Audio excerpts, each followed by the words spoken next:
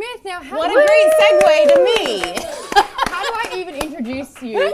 Fandango, DC All Access, CW Fan Talks, Schmoes Know, Colliders, Jedi Council, and AMC's brand new show, Geeking Out, which is happening every Sunday night. How amazing is that? It's been crazy. I literally sometimes feel like I wish I had a clone of myself. Because today alone I'm doing 3 podcasts, but it's awesome. It's all the stuff I love talking about. And speaking of horror stuff, on Geeking Out, we got to go to this place called Dapper Cadaver, which they do like all of the like bodies and gore and stuff for so many TV shows and movies. I'm so jealous. And I walked in and it was that weird feeling of like, oh, this is really awesome. They're really talented, but also this is horrifying. So I get the balancing act of like, if you don't like horror, it's okay. There's still like a lot to appreciate about it. But I'm happy to be here to talk geek stuff with all you guys. Yay. Last but not least, Kyle Anderson, thank you so much for making your way over the other side of the studio today. Yes. Taking some time out from your busy duties, writing and editing Nerdist.com. And you've got 2 podcasts, which I think is incredible. The Worlds of Tomorrow and Doctor Who, The Writer's Room. Yes. Certified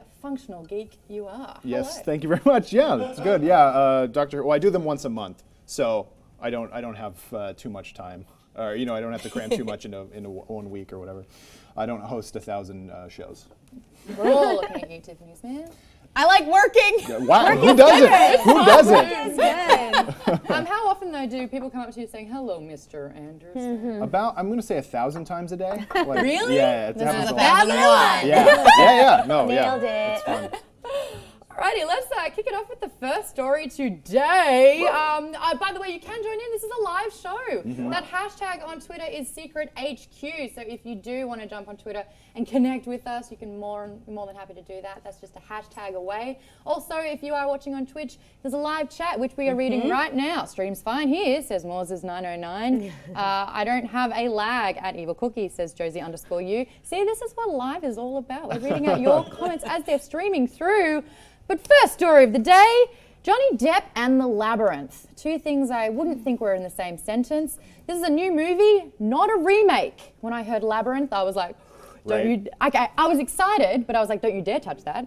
Get away from my Labyrinth. But it's not the Labyrinth at all. It's not our Ludo. So bad. It's not our, rest in peace, David Bowie and your grey jodhpurs and the swirling balls. But how cool would Johnny Depp be as Bowie? No. Okay, Johnny Depp. He would have pulled that off. He would have nailed it. Johnny Depp did the remake of Charlie and the Chocolate Factory, and we all know how that went. Not good. Don't touch the classics. Don't fondle the classics. But it's not that at all. This time around, it's making waves at TIFF, the Toronto International Film Festival. Basically, it's a thriller about Detective Russell Poole, who was working at the LAPD during the time of those suspicious deaths of Biggie Smalls and Tupac Shakur. And basically it follows him and this investigation, a lot of dead ends happening in the case, but he does uncover that the LAPD is pretty corrupt. So this one, we don't have too many details yet, including the director, but it is based on the 2002 book of the same name by Randall Sullivan.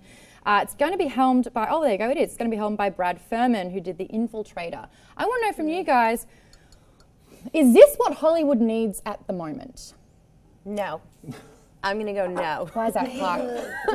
I don't know. I mean, look, by the way, I'm not giving up on Johnny Depp. I think that he's incredibly talented. I love so many of his movies. And I'm interested in seeing him get back into drama. Like, get back into something like... Name 56 says, people still like Johnny Depp? Yes, Lands the Name 56, and I am those people. But I think, look, it's interesting that they're telling the Tupac and Biggie story from the perspective of the investigation. It's kind of like, wouldn't it be more interesting to dive into the Tupac and Biggie story itself and maybe make a more interesting and diverse movie as opposed to Johnny Depp being a detective? Right. I feel like, though, they're definitely jumping off of the bandwagon of people being super excited about Straight Outta Compton. And so what I do appreciate is they're not just telling, like, here's the story of how they came up. It's a little bit of a different take. I don't know how I feel about Johnny Depp at this point. Yes, he has some really big hits, but he's had some really big misses lately. Well, what about his personal life as well? That's a bit of a stain in itself. I don't know how I feel about that whole story, and that's what I'll say. Keep it separate. Yeah. I don't want that. But to Clark's point, though, she was saying, like, with the Straight Outta Compton comparison, that was following the story of Ice Cube and his crew. Like, that was his story. It wasn't following his manager, Paul Giamatti's character. Right. So I think that's what you're kind of saying. That's like, exactly the twist on this one is that they're following the white male detective. Kyle, though, what are your thoughts? Yeah, on the surface, of course, I'd be like, why would we need to tell this? I just this week saw the movie Sully, and at first I was like, why are we telling this story? We kind of get it. It's kind of a really great and compelling story. So I feel like in the right hands, any story can be worth telling. And this is sort of an interesting kind of go around. It's not, like you were saying, it's not about Biggie and Tupac. It's about this investigation that uncovered a lot of police corruption, which I think in itself could be, if they're focusing too much on the Biggie Tupac angle, then I don't think they're doing justice by the guy. But is Tupac dead really anyway? What I'm a little bit wary of is when they are telling a true story, Hollywood has no obligation to be factually accurate at all. It's based off of a true story. Yeah. Exactly. So they're just wanting to tell an entertaining and fun story, not necessarily the real story. So it's going to be biased in from maybe one person's point of view or several people's points of views. But when I get a little bit wary about this only because the people that it's affecting, they're still alive. You know, this isn't something that happened hundreds of years ago. This happened, you know, a decade and a half ago, 2 decades ago now. So that's where I get a little bit, and I think that actually happened with Black Mass, which was Johnny Depp's other biopic, where people were watching it going, that's actually not what happened. That's not the true story. And Hollywood's like, we don't care, it sold tickets. But that's what those movies are about. They're not giving a history lesson. They're giving a take on a story and taking artistic rights with it as well. And that, I think Black Mass was really interesting and cool because it gave a perspective. And if you're going to go into that movie and be like, this is true, this is all how it really went down, then go ahead and do that. Yeah. But I think when you go into these movies, you kind of have to know that it is based off of a true story. And the interesting thing with this one is the Russell Poole, he passed away in 2015, and it was actually, he was at an LA, I think it was like a commissioner's or the police station, had a heart attack and died, which is crazy, because you're like, this guy's the one who's investigating the LAPD and found out negative stuff, and then he dies there. So mysteriously. Yeah, mysterious. But Maude, I think to your point of, you know, the fact that, yes, obviously based on a true story can mean a lot of different things. And we don't go in looking for a documentary if it's a fictional film. However, to your point about the people died. Like, this is, and I think that was part of the controversy with Black Mass was, you know, the victims of Whitey Bulger and his crew were kind of like, hey, look, we're real people, and this is our real story. So maybe don't try and glamorize it or make it look cool when real people lost their lives. And so I think, you know, there's, I foresee this movie being kind of controversial, but who knows? We'll Would see. you watch it? Is this something that's on your radar, maybe? I think, yeah, I mean, it's interesting enough that I would definitely give it a, you know, I'd check it out. But it has to be handled in such a particular way. And if they go too far into the salaciousness of the story, I probably would turn off, because that's not what I really look for in true life stories. Even though, yes, it's not a documentary, I like it to veer as close as they can get with still being an entertaining kind of drama narrative. I mean, will I see it? I don't know. I'm not that excited about the story. I feel like I'm kind of like, meh, like if everybody goes in and sees it and is like, this is awesome, then yes, I'd want to see it. But I feel like I just want to see Johnny Depp do something different. I just want to see him play something where it doesn't have to be a biopic. It doesn't have to be a story of a true life person. I appreciate the fact that he really likes delving into those stories and becoming someone else, but like, I know it's a ridiculous movie, but I love the character that he plays, even though it's all makeup and prosthetics, in like the Kevin Smith movies, Yoga Hosers, where it's a totally different thing. He can really play. I feel like he has a lot of fun going out of who he is, because there is so much stuff surrounding who Johnny Depp is. Yeah.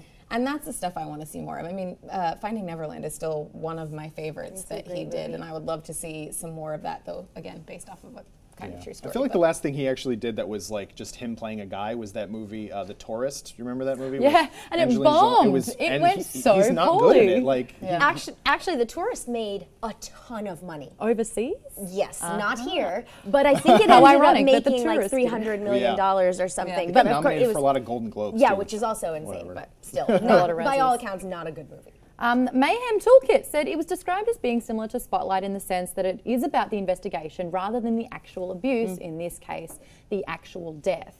I mean, Spotlight got movie of the year, like it won the Academy Award, so that's like the highest accolade out there. Was that a great movie? Yeah, it was, and it was compelling, but it was more about the investigation, as the toolkit is saying. The toolkit. I'm so sorry to call you that. Can I really quickly watch it or bail? Where's your interest? If somebody invites me to watch it, I'll watch it. And that is a call for a date, everyone. If you're watching and you're single, you comment below. Very politically correct answer. Secret HQ. You could get a date with Clark. Or me. There you go. Woo! Cool, that's my sign to move Breaking on stuff. to the next story. Just checking that my audio is okay, because I just threw my battery pack away. Is it all? You're fine. You're Hey! Sweet, let's talk DC news. We've got a lot of it. You may have heard that we have an official Deathstroke. It has been confirmed. Joe Manganiello, have I got that right? There's a lot of consonants in that name. Joe Manganiello has been confirmed. He will be the bad guy of the upcoming standalone movie where Batfleck is back not only directing, he's helping writing, and he will reprise his role as the awesome protagonist, Batman. He did leak this particular footage already, but he was wearing a mask and we didn't know who the identity was previously. A lot of speculation happening.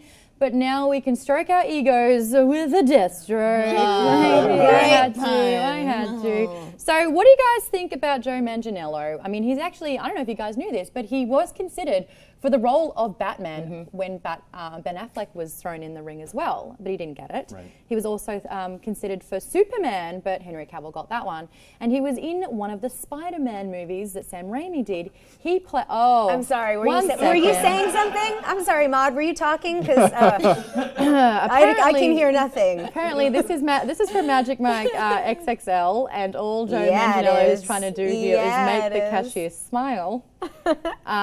Wow. Wait, that's not what the rest of the show is? Oh, God. What a shame. Well, at least we know he's got the physical prowess to pull this off. What I was going to say was he played, was it Flash Thompson, the bully in that scene, which I think is funny. So he is experienced in the superhero world. He's built like a superhero shithouse. Come on, let's talk about this guy. Do you think he's a good Deathstroke, knowing that the only adaptation of the character that we've seen on a screen before is Manu Bennett's from Arrow Season 2, which, fight me, was the better season out of all of the Arrows out there? I'm not going to fight you. It was a good season. I agree for with sure. you. Yeah. It was probably the only season. Hey. They weren't trying to intro other characters. Do you think that Joe's going to be good? I'm going to kick it off with you, Tiff, because you're the DC queen. I think he's going to be great. I think this is, something where you get actors who are super excited about the superhero genre, about DC in general, and I think that Joe has definitely demonstrated that, where he's like, he wants to get in there. Yeah. He'll audition for any of them.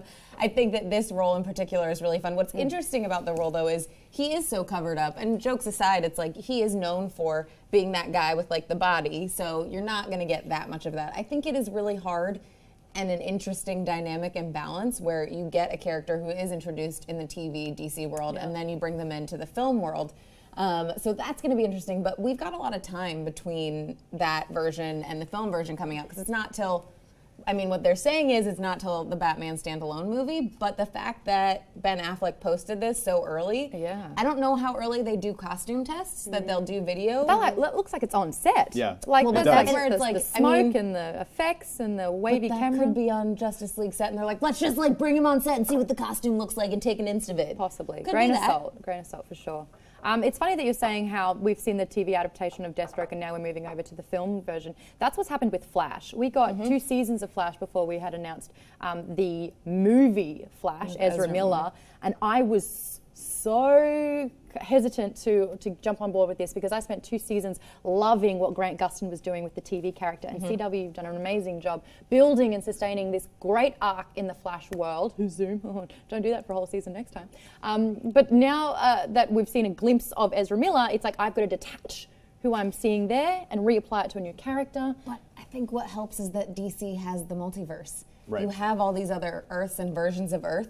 So if there is any confusion, you can easily just wash it away and be like, this is a different version, this is a different Earth. It's like it's like the eraser where you're like drawing on the whiteboard, then you're like, then start again. But guess what? One day that means they're all gonna come together and it's gonna be the coolest thing of all time. Does it, or are they all gonna die and they're gonna wipe it out? It's the nerd effect when it comes to comics. No one ever really dies. Nerd acronym, and that's what happens with these characters. You get attached, they die, they come back. Anyway, for those that don't actually know who Deathstroke is, let me entertain you with this one. It's Slade Wilson, and if that sounds familiar, it's because it's kind of the original Wade Wilson, who is Deadpool. Marvel kind of took Slade Wilson, mashed it around and made their character. Lovely tongue-in-cheek there from Marvel. But Slade Wilson is kind of like Captain America, but evil. So he's this super soldier that was injected with this serum that gave him super strength and stamina. And of course, you know, he's got a soldier's mind, so he can, you know, scheme his way and strategically plan any situation. And he's kind of a formidable force who premiered in 1980's New Teen Titans issue #2, and then got his own series of comics, and he's basically the biggest adversary of Green Arrow and Batman. What I like here, though, is that so far, this is the only villain that we've heard announced for the standalone Batman movie. So this means we get a lot of attention on Batman himself instead of having to share screen time with Martha's sons. And it also means that the only one villain means they're not trying to grab a whole lot of vigilantes together. Do we know that it's only one far? Do we know that now. it's only, okay? Yeah, I'm like, we're so far out. We don't even really know what we don't know what he's going to be in yet. Right. Yeah. Like, this could be they're introducing him in something else, and then he ends up in that one. Who knows? We don't know. It could end up with a lot. I hope that we don't get every villain announced though before the movies come out. Because I want some surprises. Kyle, what do you want from the standalone Batman movie in Deathstroke? I would love it if we actually got Batman doing detective work, because I feel like the movies, like, he's the world's greatest detective, and like the comics and the animated series always did a great job of showing him be a detective. But the movies, by and large, kind of he's just a crime fighter. Especially the Nolan ones, I thought he kind of didn't detect anything. He just kind of went out and did stuff. Yeah.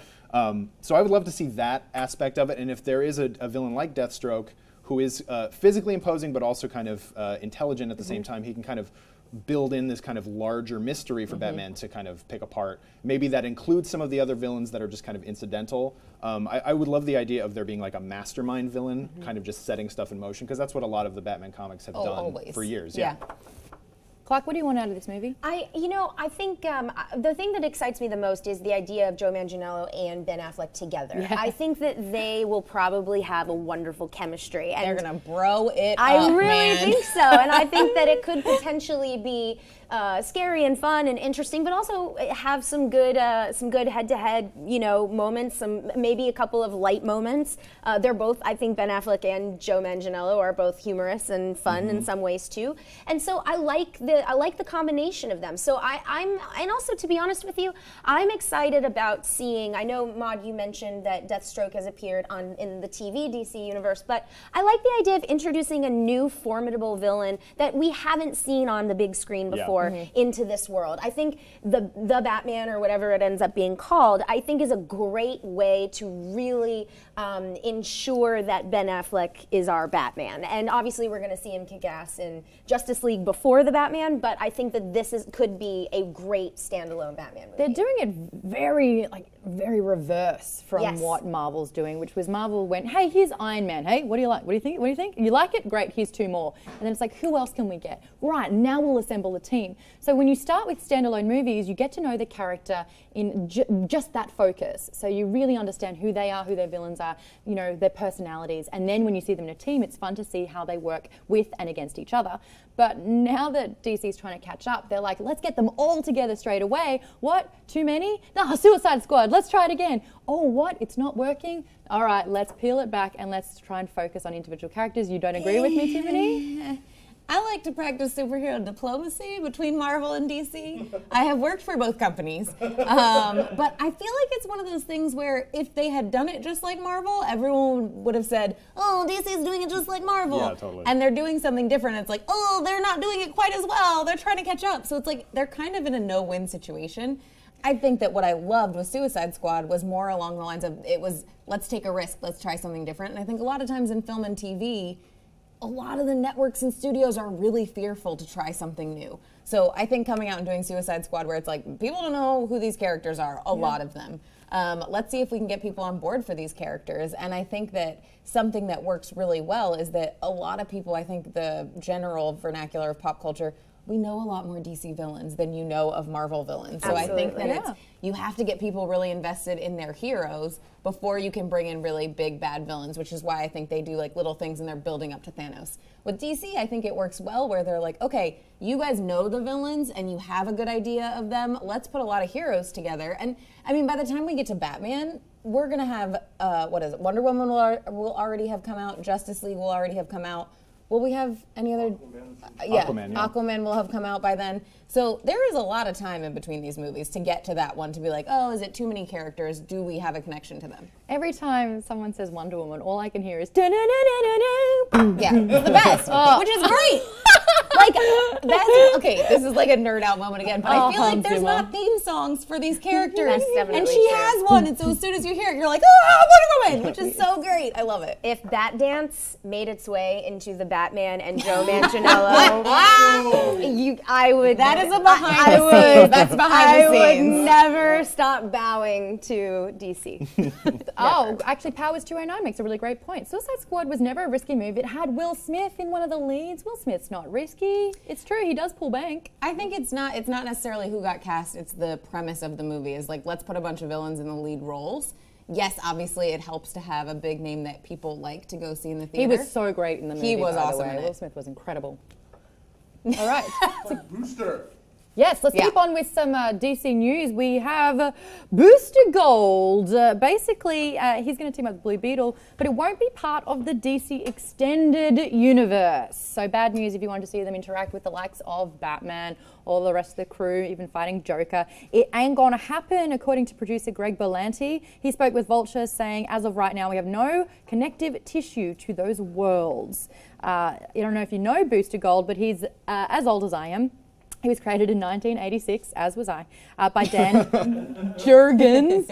Basically, I like Booster Gold for the fact that he's not like all of our other heroes. Our heroes that we have is like, we must save the day for the greater good, bring down the villains, and the villains are all really, really power hungry. It turns out that Booster Gold is just fame hungry and glory seeking and kind of arrogant. He's from the future and he manages to steal some time travel technology and then goes back to the present day where he just wants to make a name for himself as a hero. Basically, he just wants, the P. No, Maude. I can say that. It's true. That's what he God. does. That's what you do when you're after fame and glory. You want the ladies, you want the cash, you want the exposure. He's not doing it for the greater good. He wants to be a rock star. That's it. And I think, you know what? That's a lot of fun. I'm all about this. But now being told that he's not going to be in the DCU, he's going to be in this multiverse effect where it's like, hey, brand new slate, brand new, clean it all, throw them in. What do you guys think? Is Booster Gold a big enough kind of hero or anti-hero to warrant his own universe? Kai. I think anybody is, and I do like the idea, the DC multiverse idea, because you can do stuff like that. You don't, and I think less so that they're never going to interact, because I'm sure if this is a big enough hit, they can just bring it in. I like the fact that it's going to be divorced from. It's not going to have to be like, well, Batman's got to make an appearance in it. It's not going to be so continuity heavy. Because he doesn't really need to adhere to that. He can just go through time and do whatever he wants, kind of thing, which is a lot more fun. And to your point about, are people going to care about him? I don't think anybody really cared about the Guardians of the Galaxy. Yeah, it's certainly but a good and fun movie, people are going to go see that. To the point, did anybody, I'm sure comics fans did kind of, but I mean, did anyone care about Iron Man before people cared about Iron Man? No, they didn't. I don't know. I really love what Greg Berlanti is doing on television. Yeah. And I also like the idea that this concept is fun.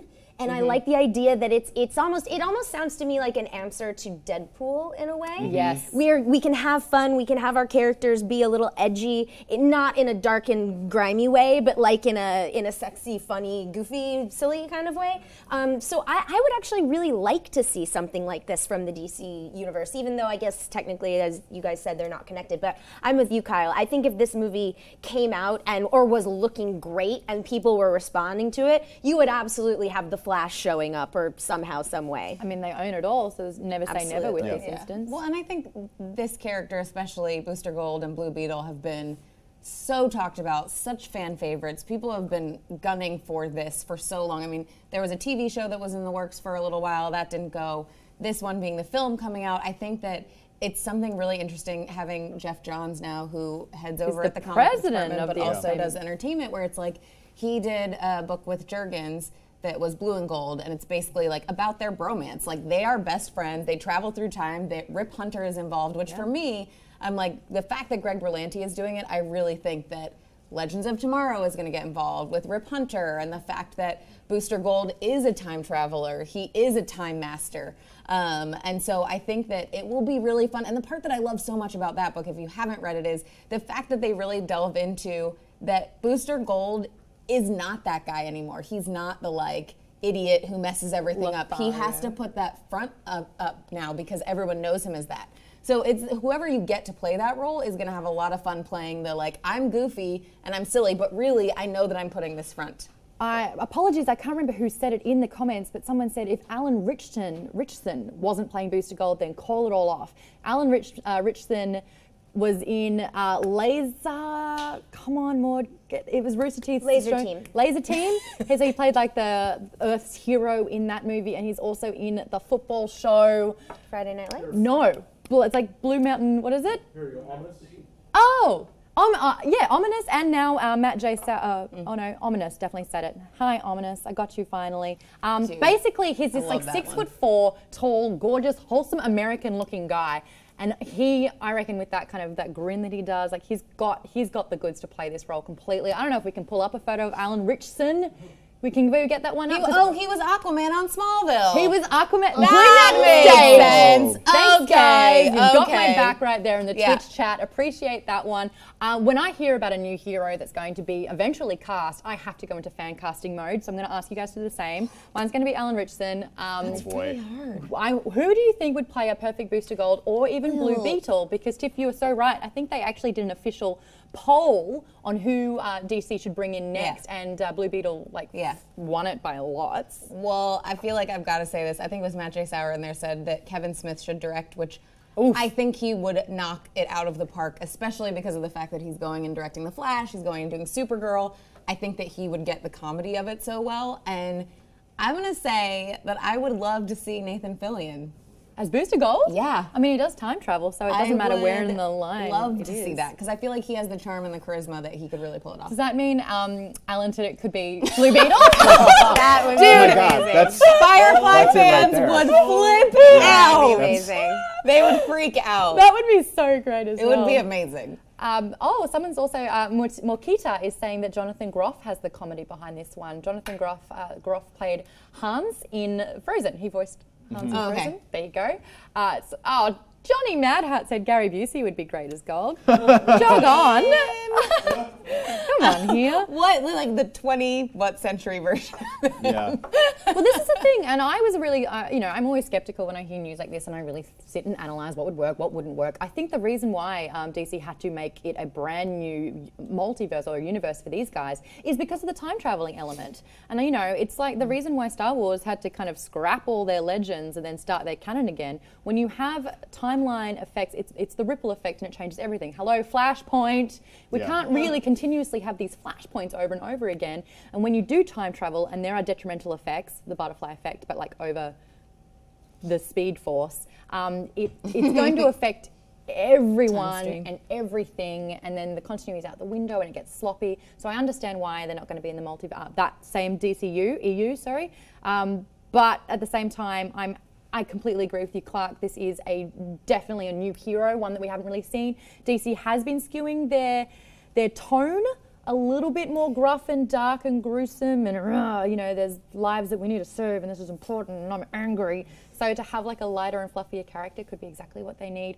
Would you watch this movie? Are you excited about this news, Kyle? Oh, of course, I would absolutely. I like the idea, maybe like that they're allowing other universes to take place inside. They're not just like, well, if it's made by us and it's a movie, it has to be this universe. Maybe it's going to tie, like you were saying, maybe it does tie into the TV universe because they are separate and equal. And with Jeff Johns controlling both aspects, I'd listen. You're sold. I'm sold. In. I'm in. I think it's so interesting because of the fact that when they say it's going to be a different universe, it's like, okay, it immediately makes you say it doesn't have to be dark, it doesn't have to be the same tone. Because I think everybody who goes to see the movies is like, well, this one doesn't feel like it's part of the DC universe because it's too lighthearted as compared to, say, BVS or what Justice League will be or what Wonder Woman's going to be. We'll see how light they all are. But I think that it, like you said, the fact that Greg Berlanti is involved, I think that it is so just like one of those things where you're like, that would be a great way to bring those actors over from the CW TV universe and have them have cameos on the big screen, which I know that all of the fans will flip about. But it's kind of like a thing that they're not doing. They're keeping them very, very separate. So maybe this is the first way that we can do it. Or do you think maybe, Clark, that this shouldn't be a movie at all, that this should be maybe the next CW TV show? I think it sounds like a really fun movie. Okay. I really do. And I think that I think that it would interject or inject the DC cinematic universe, even if they are separate, with a little more different kind of flavors. And I think that that's a good thing. So I think it would be a really cool movie. DC already does have a time-traveling show at the moment, Legends of Tomorrow. Tiff, how do you need this to be different? Because they're going to be... Well, I don't really think I mean, that's what I think when you watch Legends of Tomorrow. I think that it does have a lot more comedy to it than some of the other shows. And Rip Hunter is the serious one who's like, don't mess up the time stream. Like, you did this and then messed up all of this stuff. Yeah. Which is what I think that movie would need as well, because that character is kind of, yes, he is smart, but at the same time, it's like he will travel back through time and mess things up and be like, I just wanted to save my best friend. And then you're like, well, you just destroyed the entire universe in the process. So I think that if it has a little bit of that tone from Legends of Tomorrow, it will be great. And what I think is so smart is that they are introducing time travel through that show. And I'm glad that it's not another TV show, because we just did get that other announcement today that Black Lightning is going to be a DC picked up show for Fox. The pilot, I think, got greenlit. So I'm excited to hear about a little bit of a different world for the film universe. Exciting. Guys, also, if you want to put your fan casting in, you can do that. Jump on Twitter, use the hashtag SecretHQ, or comment in the Twitch stream below, because I like fan casting. That's my jam, and let's chat. All right, topic number 3 that we're going to talk about, steering away from DC and going into the other DC, Daniel Craig. Thanks, guys, sort of on the spot. Sony really wants to keep Daniel Craig as James Bond for another 2 movies. How much so? $150 million. So that apparently is the offer, according to a report from Radar Online. $150 for Clark is very upset about this. I'm just sitting here silently, just like huffing and shaking my head. Like, $150 million is a lot of money. That's $75 million a movie. They are going to be filming this one back to back, apparently. The studio, apparently, according to this report, is desperate to secure the actors' services while they phase in a younger, long-term successor. Why Sony isn't ready yet after, 4 Daniel Craig Bond movies is beyond me. I thought that they should have maybe started that process a little bit sooner, because now they have to forfeit $150 million and he's still thinking about it. Yeah. He so badly does not want to do this. Didn't he say he would rather die, like rather slit his wrists than do this again? I mean, hated doing this, but there's like actual precedent for this. Eon paid Sean Connery a huge amount of money to come back for Diamonds Are Forever after George Lazenby did the one movie, and he didn't want to do it either, and so they gave him an exorbitant amount of money, and he's phoning it in that movie. So I feel like Craig is already kind of phoning it in.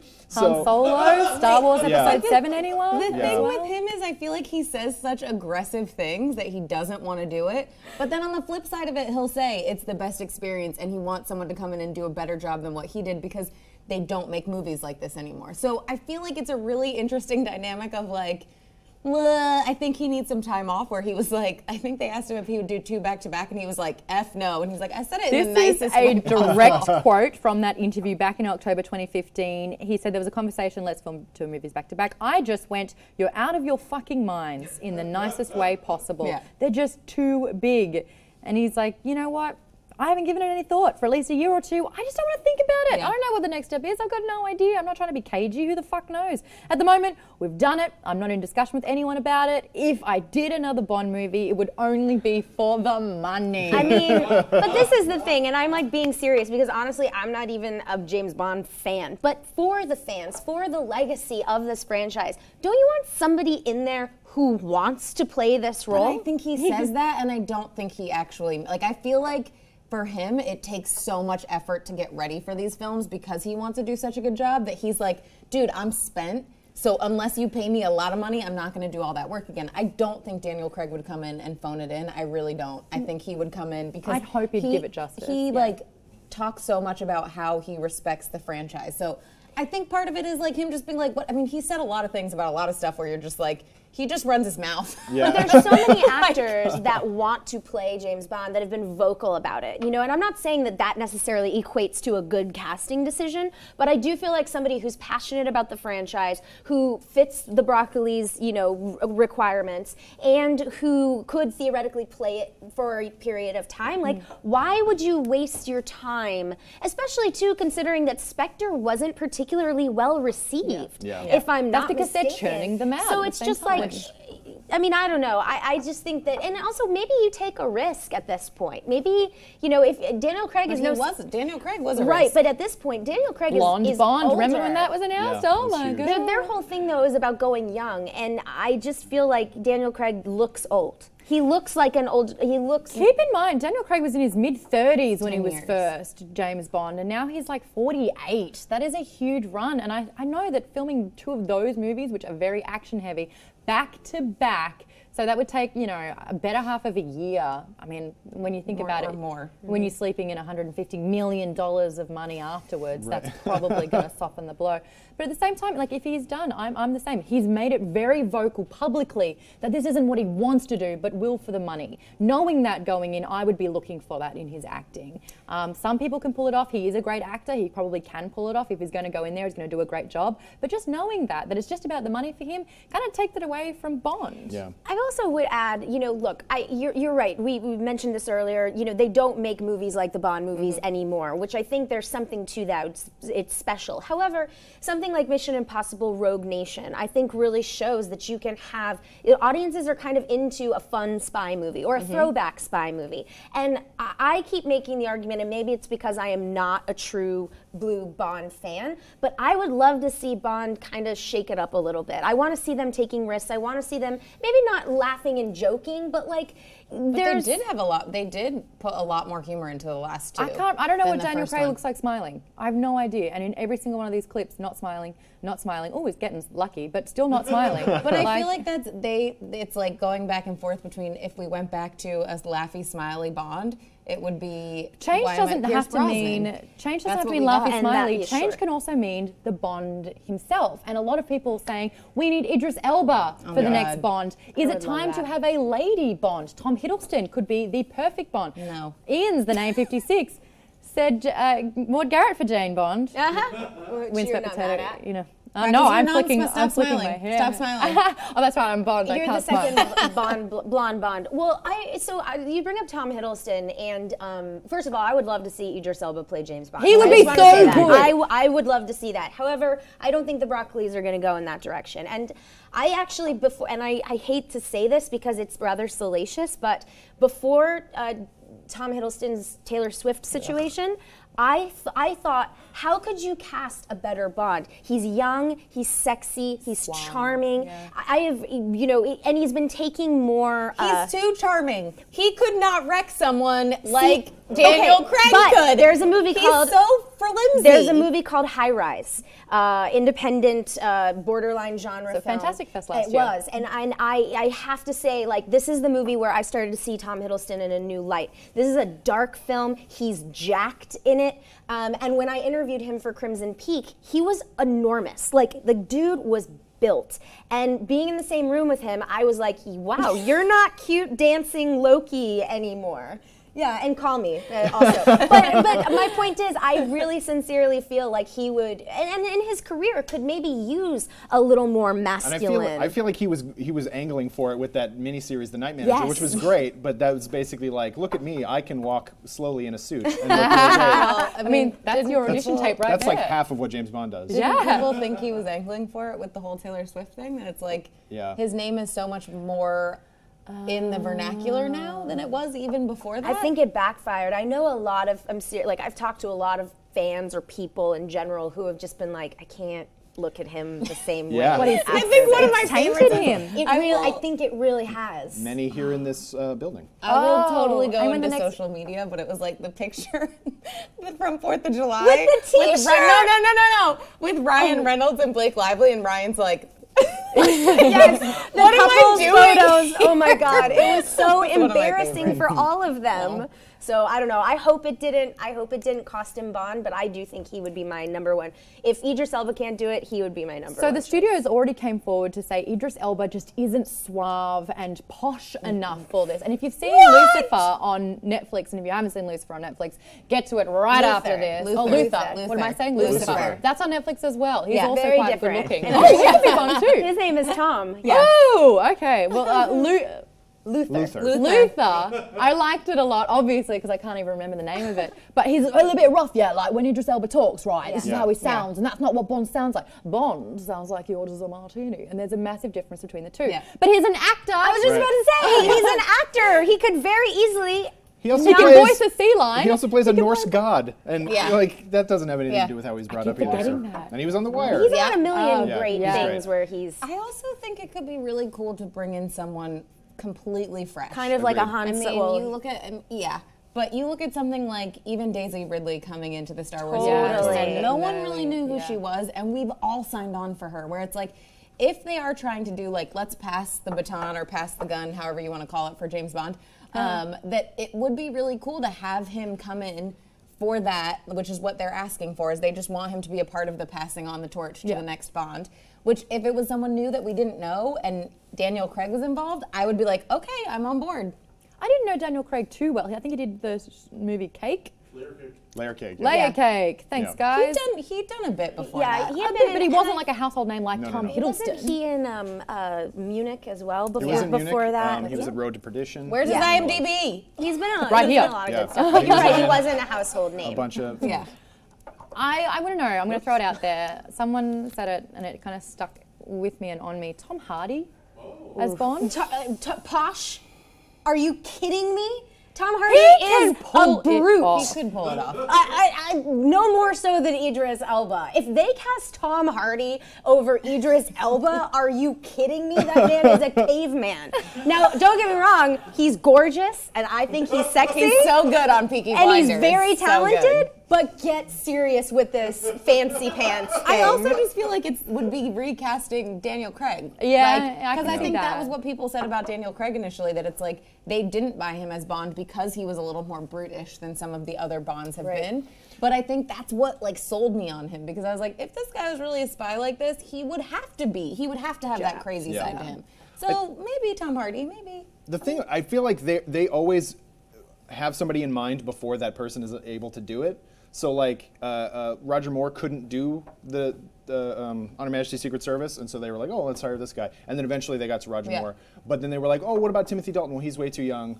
Well, then eventually we got to Timothy Dalton, and eventually they got to Pierce Brosnan, Yeah. who couldn't So do who have been some of the Right, because of names? Remington Steele. because of Remington Steele. So yeah, nobody, as far as we know. So I think they need time to figure out who they're going to But cast Sony, this 7 is years not down the line. news to you that you've been running the Bond franchise for so long. Yeah, I think the writer's strike in 2008 didn't help them, or whenever that was, because there was a big gap. Put everything on hold for a little bit. All right, fan casting again. My girlfriend says Gordon Ramsay should play Bond. What? Because no one rips a new one like Gordon. I mean, you're right. But it's another blonde Bond, isn't it? So, fan casting again. Who would you like to see? If gender is not a part of this, male or female, who should our next young, fresh Bond be? boy. You know what? I can tell you right now, Go the for it. woman who played Ilsa in Rogue Nation. Oh, she was awesome. Good Oh, yeah. God, Rebecca she Ferguson. is. Rebecca Rebecca Ferguson. Ferguson Yeah. is. I blew my mind. She's I thought we'd be sexy, seeing more of she's her already. fun, yeah, and she's tough, and the way when she was in, oh my God, the way I'm sorry, but I just have to like Lady fangirl.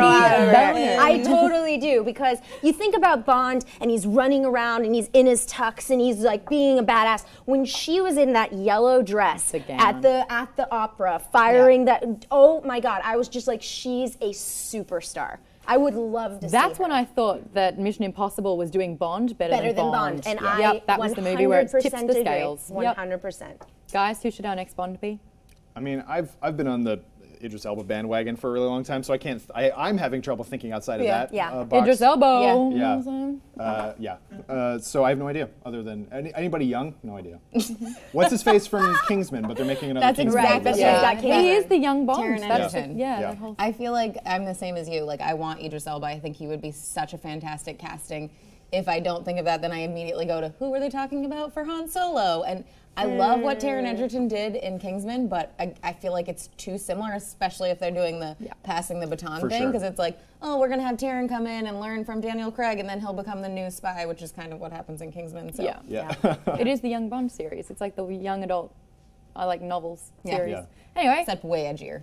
way edgier, a lot Way more edgier. blood, and A lot more words I won't say. That's the truth and butt stuff. Moving on, last one here is Fanspiracy Theory. This is a segment where we get a conspiracy theory in fandoms and we say whether it's true or nah. This time it's all about Link's adventures in the Legend of Zelda series. Apparently, according to Dorkly.com, and it's true, every single Zelda game opens with Link asleep. It is a cute, constant way to begin a new Zelda game, and it symbolizes the hero awakening, both in life and in the hero himself, and I'm saying. But apparently, one theory is saying that there is a deeper meaning to Link's constant snoozing, and all the adventures are actually happening in his head. They're just dreams. There are so many repeated themes and metaphors and characters throughout the series. So what if Link was just waking up in one game and it's actually him waking up from the previous adventure? And that's the common theme going on and connecting all the games together. Is this is a twisting, turning inception structure of the Zeldaverse. It's all a dream within a dream, within a dream, Zeldaception. Guys, this fanspiracy theory, do you think there's any weight behind it? Or is it a whole lot of BS? I feel like you with the Triforce tattoo has to weigh in first. Ah, okay. Okay. Yeah, it's true. The Zelda Ocarina of Time is the game that made me a gamer, and I believe that the Triforce symbolizes power, courage, and wisdom, and you need all of them combined. You can't just have one without the others.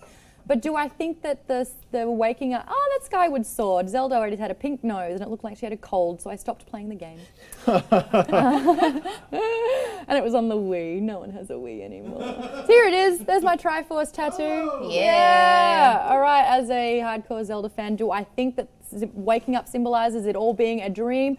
No, because that's cheap. And Shigeru Miyamoto would never ever chuck a J.J. Abrams and be like, oh, it was just a dream, it didn't happen. No way. He's going on all these adventures. He's going through his split series. He's going through the adult and the child whole lives. I've seen how the games are played out. It makes sense. Then why does he wake up at the beginning of Because that's how you start your day. by waking up? Yes. He's very tired. So am I a lot of the time. You have to sleep for 8 hours a night, apparently. That's the game I'd like to see, is what happens while he's asleep. He's not dreaming about the game. He's dreaming about when he wakes up. Oh, you guys think this is real? I feel like it could be one of those things that was, you know, they're like, oh, it'd be really cool if we start everyone with him waking up, and then it's like someone down the line could have been making the game. And they're like, wouldn't it be interesting if we were just like, oh, it's just dreams, then we don't have to explain how any of these connect? Is it one of those things where it's like, which came first, the chicken or the egg? Did they decide to have him sleeping at the beginning of every game, or did they say every game is a dream? I don't know. In this case, don't mess with the chickens in Zelda. Only use them to fly. Do not attack them. They will kill you. That's from me to you. What do you think about this one, Kyle? The games seem so, they follow the same path every time, which is the hero's journey, which is a very common storytelling trope.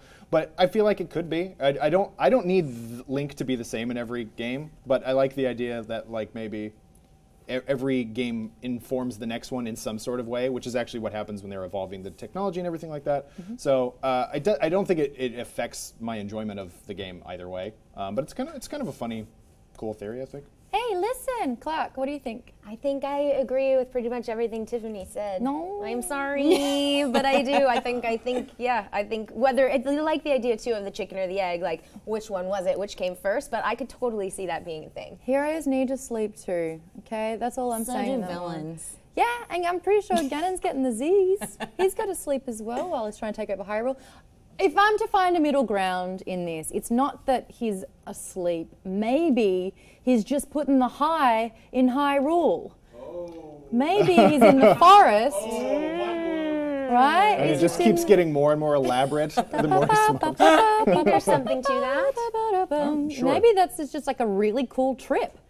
And you know, the hero's journey. How is that any different than him being asleep?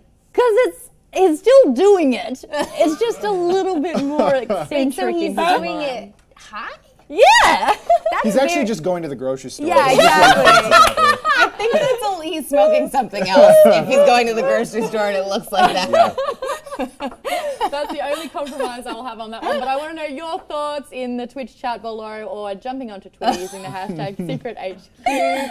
Someone said the ocarina is a bowl, which made me immediately think of when so Maude and I were at a comic convention. I'm so glad you're telling I am this not story. like I've played Zelda. I am not a massive Zelda person. You can tell it and embarrass me. It's fine. Awesome.